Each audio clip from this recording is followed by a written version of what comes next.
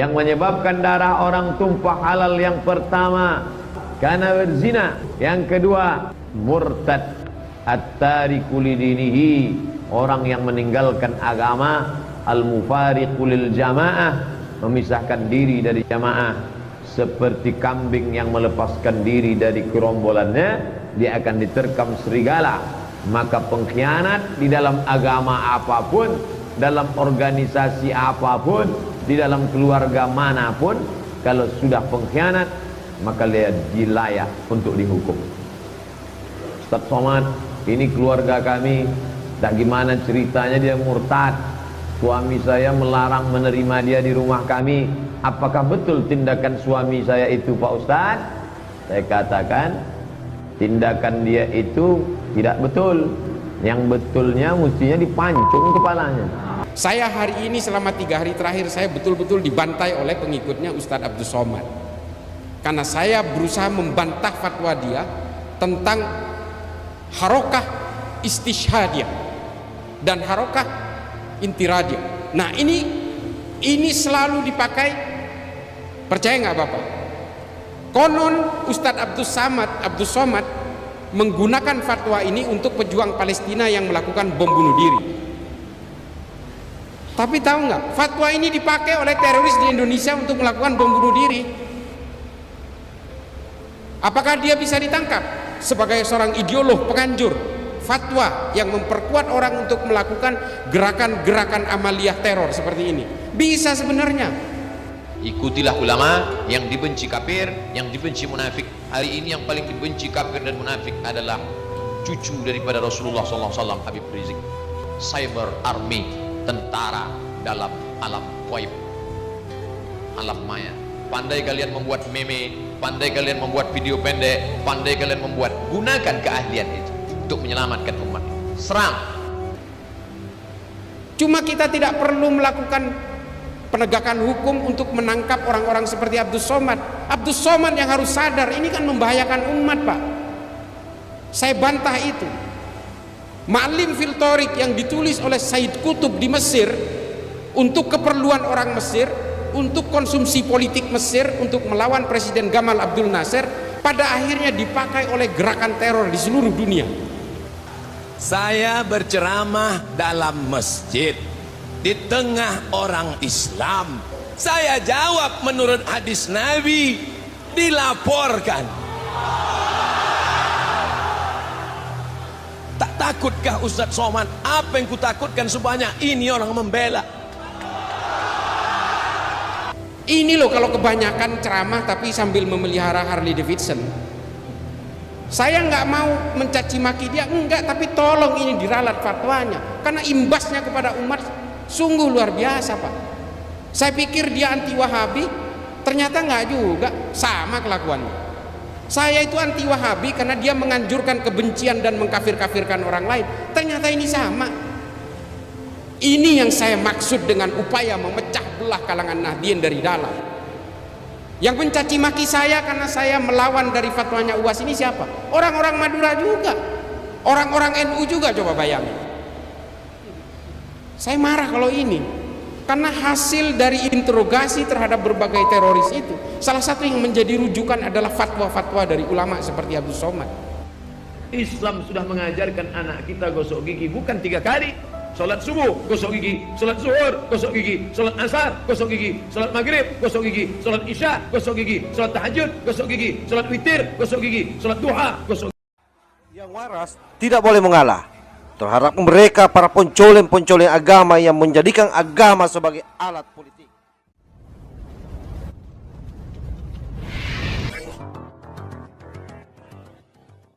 Ternyata betul, orang Islam itu paling mudah dihasut untuk dipecah belah ketika dia diberikan dengan kepentingan-kepentingan politik. Dan hari ini kepentingan politik itulah yang mencerai-beraikan kita. Persoalan-persoalan politik. Oh, orang NU ini gemarnya itu menghormati para habaib.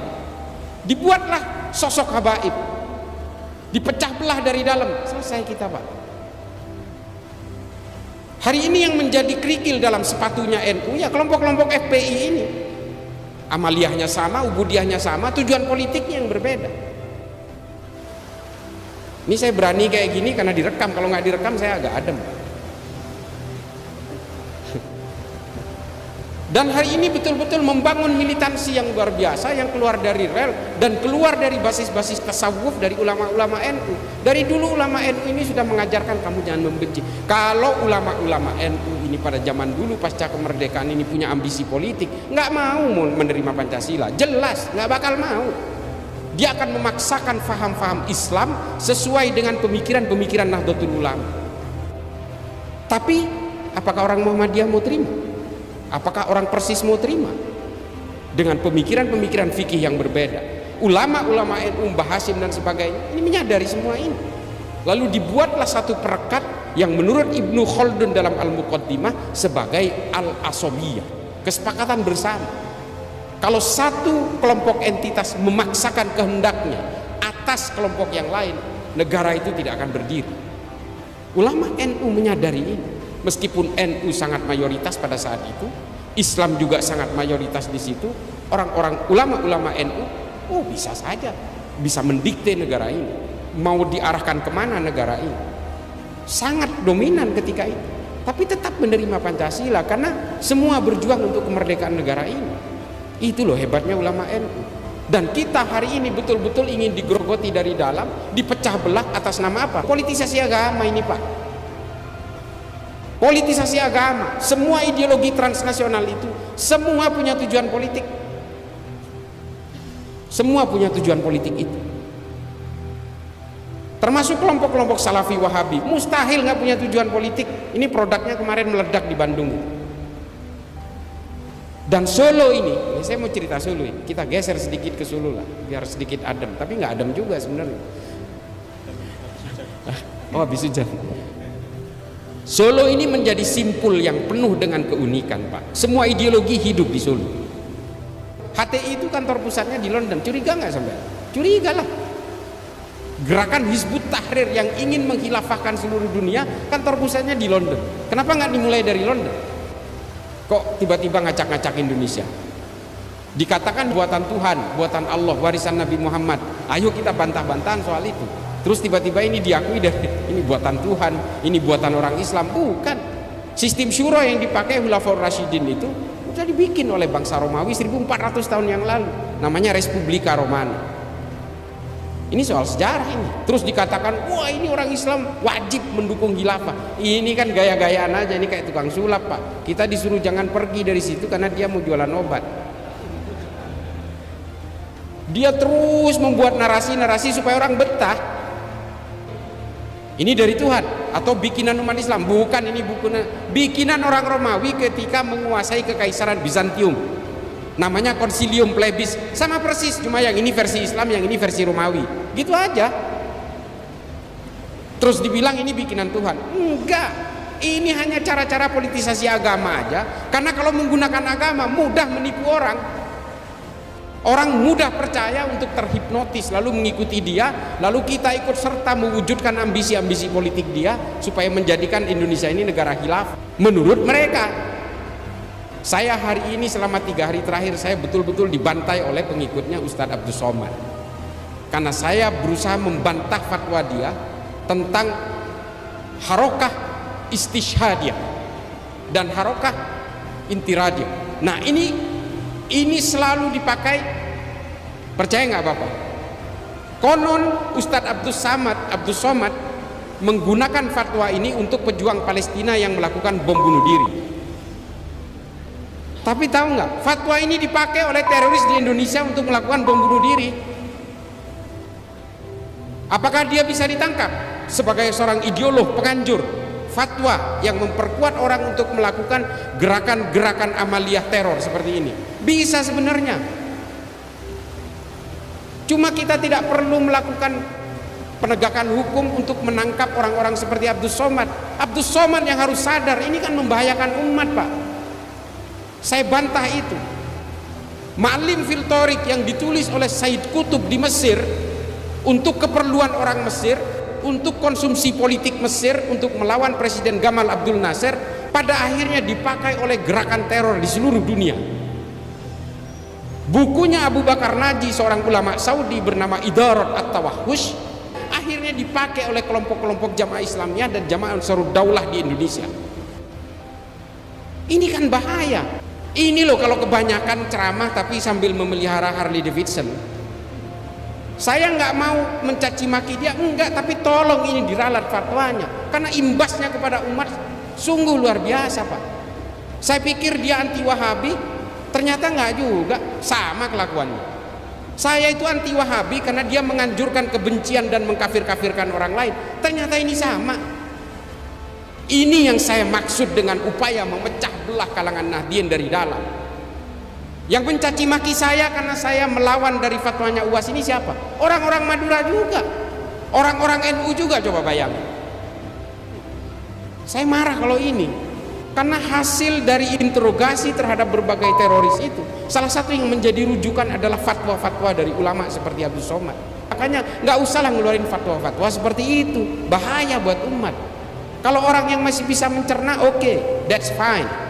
Tapi kalau orang yang tidak bisa mencerna keilmuan agamanya, ini kan selesai semua. Lalu dia mengatakan wajib seluruh umat Islam mendukung khilafah. Yang jadi rujukan adalah Imamul Hakim dalam Al-Mustadrak alas Sahihain. Saya udah baca kitab ini, katanya disohehkan oleh Adz-Dzahabi. Justru Adz-Dzahabi yang mengkritik kitab ini karena dianggap Imamul Hakim itu penulis kitab ini dalam keadaan pikun. Ini loh, kita kadang-kadang betul-betul dikelabui oleh narasi-narasi dan dalil-dalil agama karena mereka memanfaatkan ketidaktahuan kita tentang literatur agama. Padahal Islam itu, Pak, Islam itu punya sejarah literatur yang luar biasa sehingga mengilhami keilmuan-keilmuan di Eropa hingga hari ini. Lensa, HP ini yang menciptakan prototipe pemikiran awalnya ini orang Islam, Pak. Nama kitabnya Al-Haya. Lalu kemudian kitab ini diusung ke Jerman, kemudian disempurnakan. Yang kita tahu hari ini yang menciptakan lensa kamera itu orang Jerman, padahal ini orang Islam.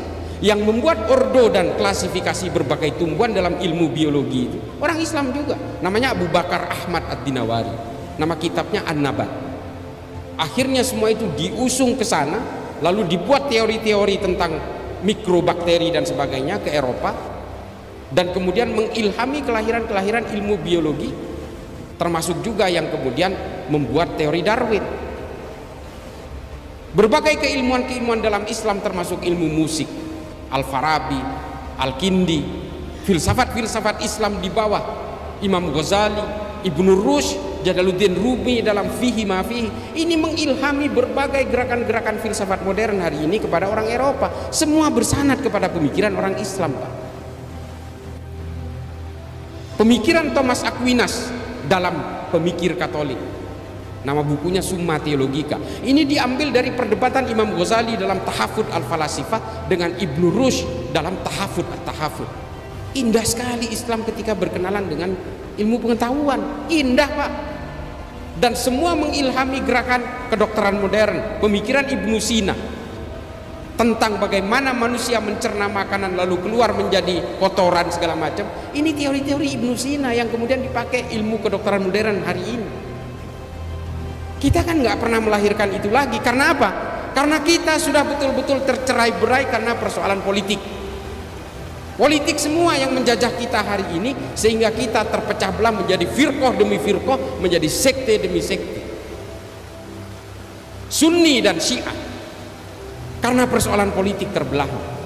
Lalu mereka membuat fikih-fikih sendiri, memodifikasi Quran-Quran sendiri, dan permusuhannya 1500 tahun tidak selesai. Ahmadiyah juga karena persoalan politik terbentuknya. Berbagai firqah juga terbentuk karena persoalan politik, karena dibuat oleh siapa? Oleh bangsa barat, Pak. Sama, orang Islam menimpa apa juga yang dialami oleh orang Kristen. Orang Kristen terciptanya Katolik dan Protestan juga karena persoalan persoalan politik. Hindu juga perpecahan antara Shiv Sena dengan kelompok Hindutva, Bharatiya Janata garis keras karena persoalan politik. Semua karena persoalan politik. Orang Buddha membentuk kelompok Asinwiratu, mengusir orang Rohingya dari Myanmar karena persoalan politik. Orang Protestan dari Jerman membuat kegaduhan, huru-hara, melakukan aksi teror lewat Baader Meinhof karena persoalan politik. Baske di Jerman, white supremacy di Amerika, Ku Klux Klan di Amerika, FARC di Amerika Selatan, karena persoalan politik. Semua agama-agama ini dibuat luluh lantak karena persoalan-persoalan politik, termasuk NU hari ini di Indonesia, karena ini menjadi satu bejana bagi terciptanya berbagai perbedaan, lalu kemudian NU menjadi sasaran tunggal dari berbagai operasi pemecah belahan di negara kita. Saya bantah ini kalau ada yang berusaha membantah saya. Ini semua sahih, temuan-temuan Phil Caruso dari Tillman University ini betul adanya.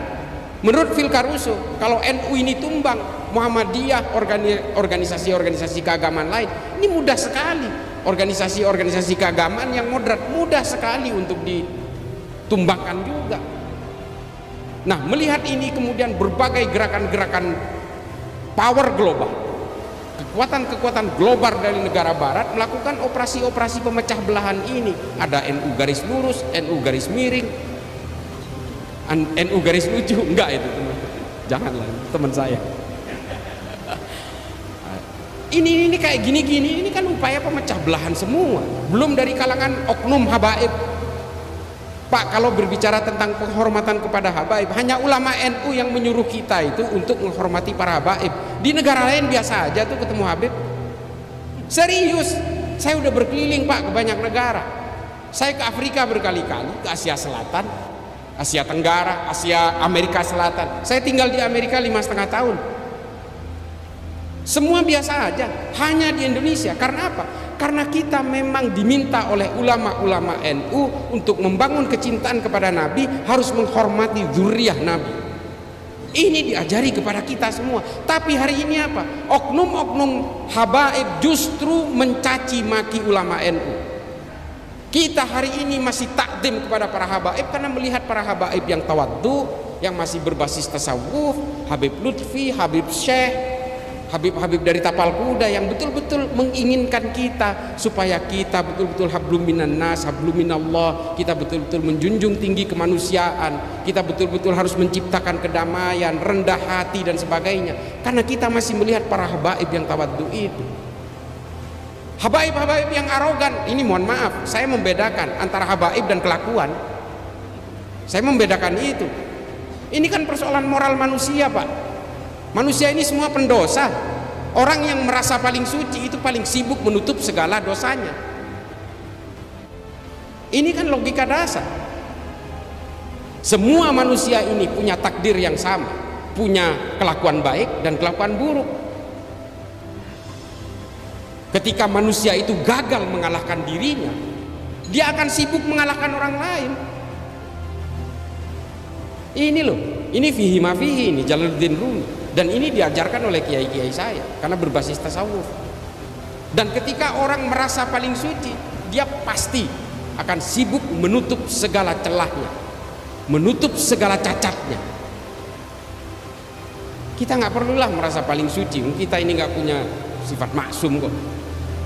Kita bagaimana caranya kita menghargai manusia lain, kita menghargai dan membentuk perdamaian di antara seluruh umat manusia.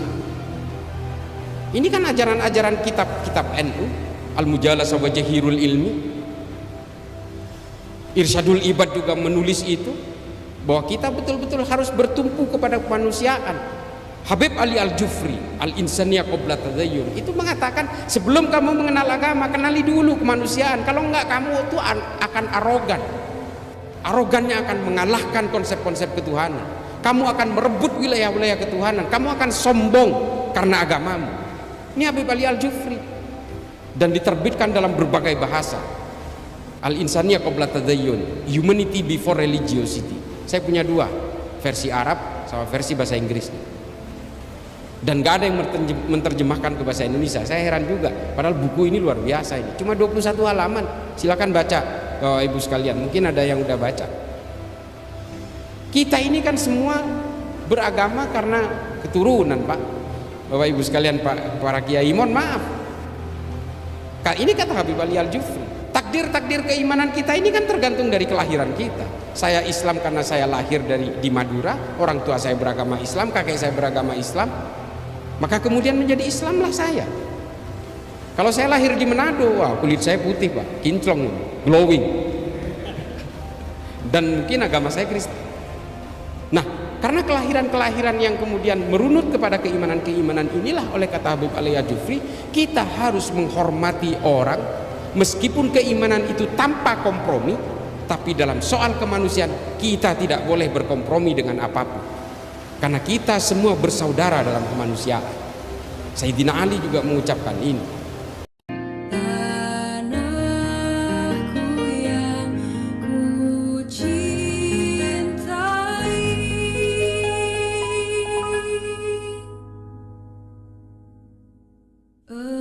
Engkau